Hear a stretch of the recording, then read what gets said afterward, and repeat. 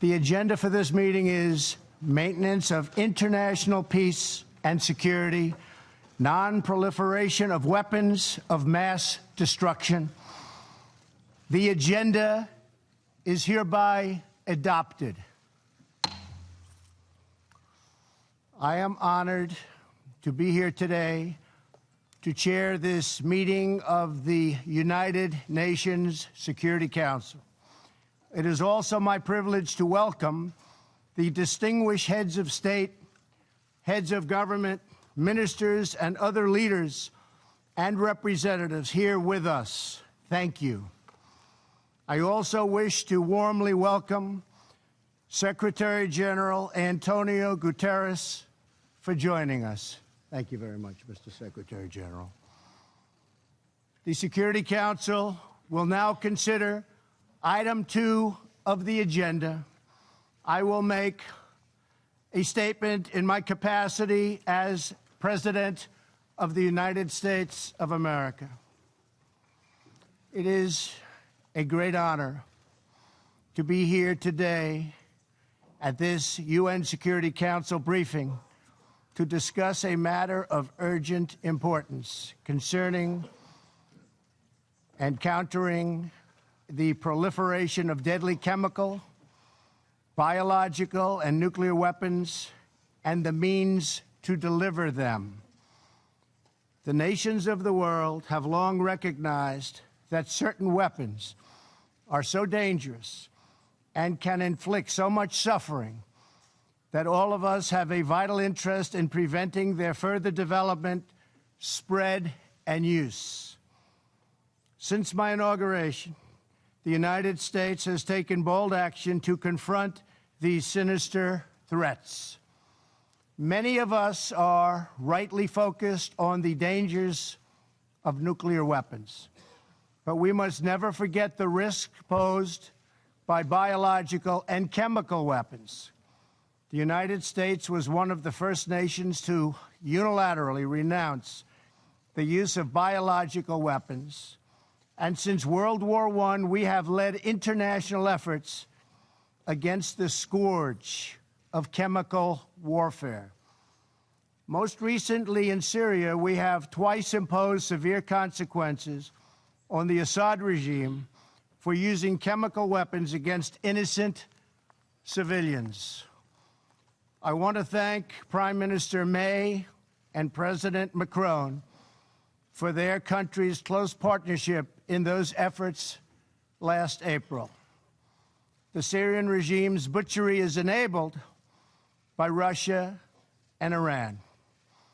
The Iranian regime exports violence, terror, and turmoil. It illicitly procures sensitive items to advance its ballistic missile program and proliferates these missiles all across the Middle East.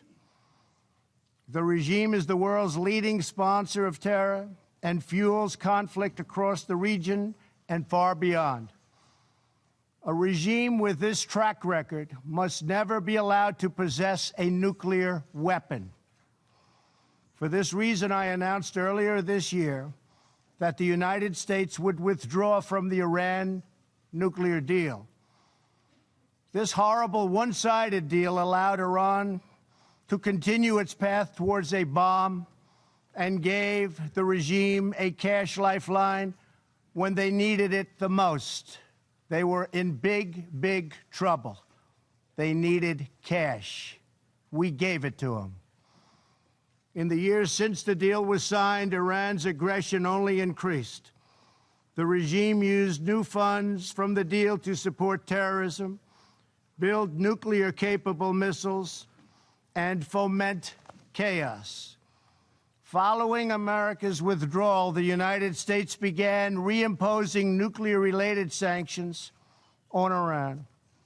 All U.S. nuclear-related sanctions will be in full force by early November. They will be in full force.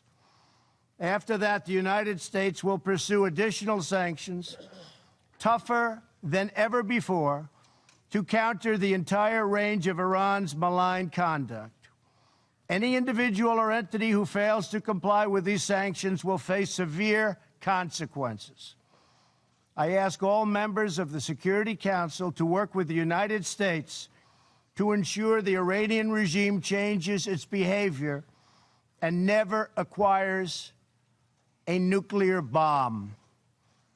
With all of this said, I want to thank Iran, Russia, and Syria for, at my very strong urging and request, substantially slowing down their attack on Idlib province and the 3 million people who live there in order to get 35,000 targeted terrorists. Get the terrorists, but I hope the restraint continues. The world is watching. Thank you also to Turkey for helping to negotiate restraint. Anything the USA can do to help resolve this problem in order to save perhaps even hundreds of thousands of lives, maybe more, we are willing and able. We are available to help. In my remarks yesterday to the United Nations General Assembly, I laid out my administration's commitment to building a more just and peaceful future. Regrettably, we found that China has been attempting to interfere in our upcoming 2018 election, coming up in November, against my administration. They do not want me or us to win because I am the first president ever to challenge China on trade. And we are winning on trade. We are winning at every level. We don't want them to meddle or interfere in our upcoming election. As I also mentioned yesterday, we have seen the results of historic efforts to open new pathways to peace on the North Korean Peninsula, and that's something we are extremely proud of. I am pleased to say that North Korea has not conducted a missile test since last November. It has not conducted a nuclear test since last September.